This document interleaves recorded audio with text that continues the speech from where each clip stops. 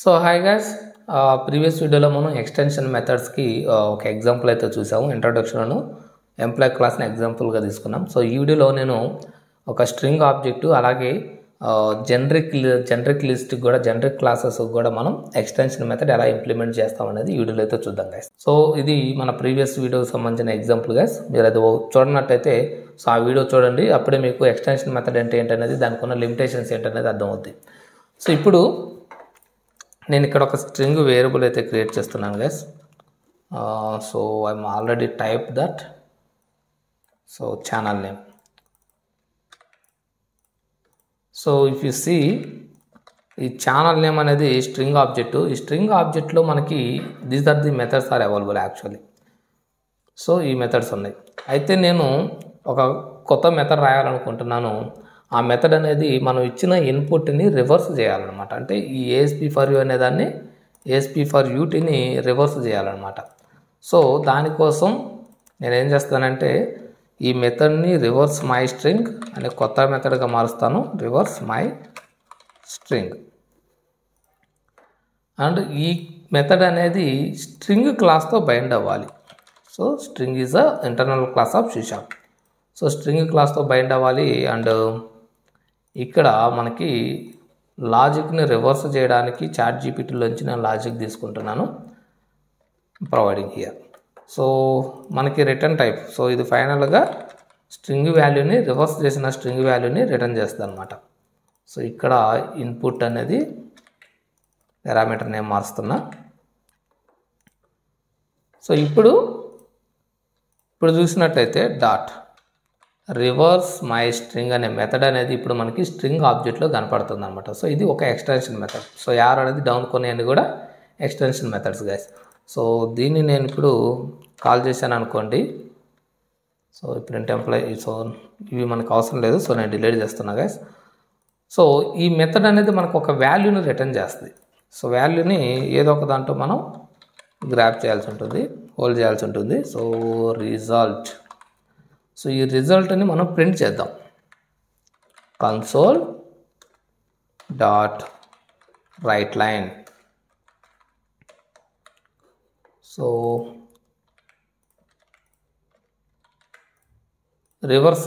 ఈ రివర్స్ అయిన స్ట్రింగ్ని ఇక్కడ మనం ప్రింట్ చేస్తున్నాం.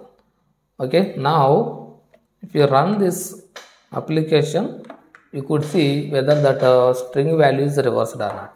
See, so the value got reversed. ASP for UT reversed as a TU for PSA, right? So the logic is work. So I hope you know static extension methods we can implement in the implemented as a static member, but by providing this keyword as a first parameter, automatically that method will get bind with this class.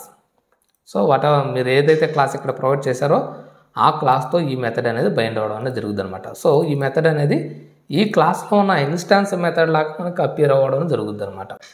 So ఇప్పుడు మనం extension method అనేది generic క్లాస్కి రాద్దాం guys. So let me remove this. నేను already కొన్ని lists అయితే type చేశాను. First మనం నేమ్స్ లిస్ట్ ఆఫ్ స్ట్రింగ్స్కి రాద్దాం. సో లిస్ట్ ఆఫ్ స్ట్రింగ్స్కి దీన్ని లిస్ట్ ఆఫ్ స్ట్రింగ్ క్లాస్గా మార్చాలి, రైట్? మనం డైరెక్ట్గా ప్రింట్ చేద్దాం. అండ్ రిటర్న్ టైప్ వచ్చేసి వైడ్గా మారుస్తున్నా. ఫర్ ఈచ్ తీసుకుందాం. So for each and input పారామీటర్ని కలెక్షన్గా తీసుకుందాం. ఓకే, ఇప్పుడు కన్సోల్లో ప్రతి ఐటమ్ని మనం ప్రింట్ చేద్దాం.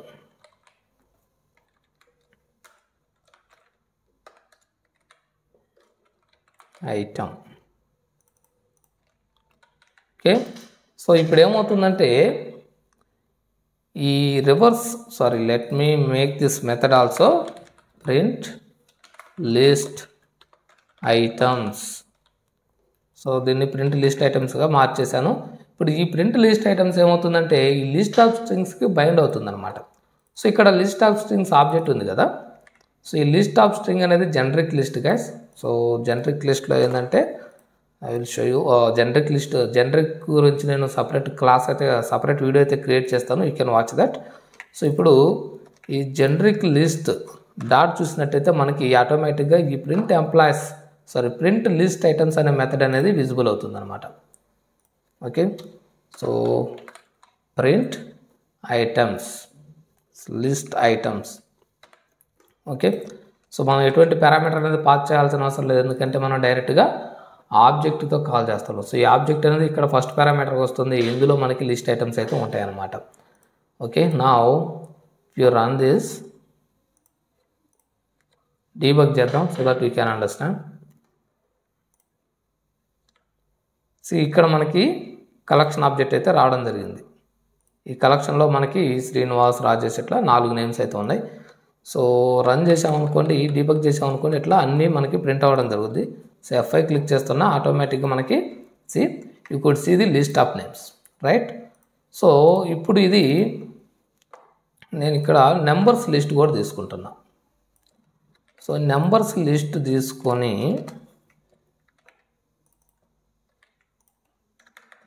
నెంబర్స్ లిస్ట్ డాట్ ఈ ప్రింట్ ఐటమ్స్ మెథడ్ చూసినట్టయితే ఇందులో ప్రింట్ లిస్ట్ ఐటమ్స్ మెథడ్ అనేది లేదు, ఎందుకంటే we implemented this method for the only list of strings.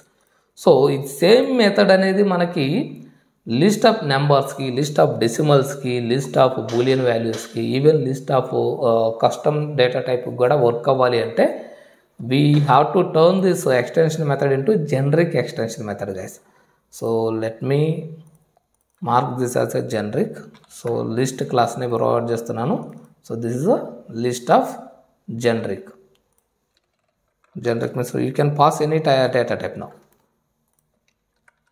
Okay, now so we turn this and you could see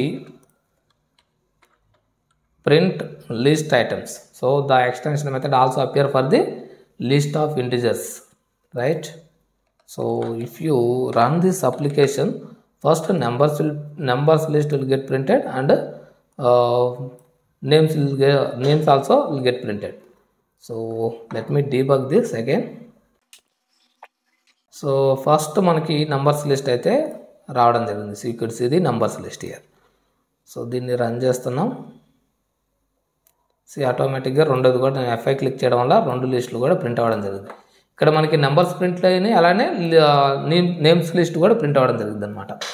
so మనం generic extension method ఏంటంటే ఆటోమేటిక్గా మనం ఏ type అయినా కానీ మనం ప్రొవైడ్ చేయొచ్చు. సో ఈ విధంగా మనకి ఎక్స్టెన్షన్ మెథడ్స్ అనేవి ఈ విధంగా మనం అయితే యూటిలైజ్ చేసుకోవచ్చు గైస్. సో ఇంకా ఇందులో మీకు ఏమైనా ఎగ్జాంపుల్స్ కావాలంటే you can provide your suggestions in the comment box. So definitely I will implement that. So thanks for watching. Please subscribe to my channel guys.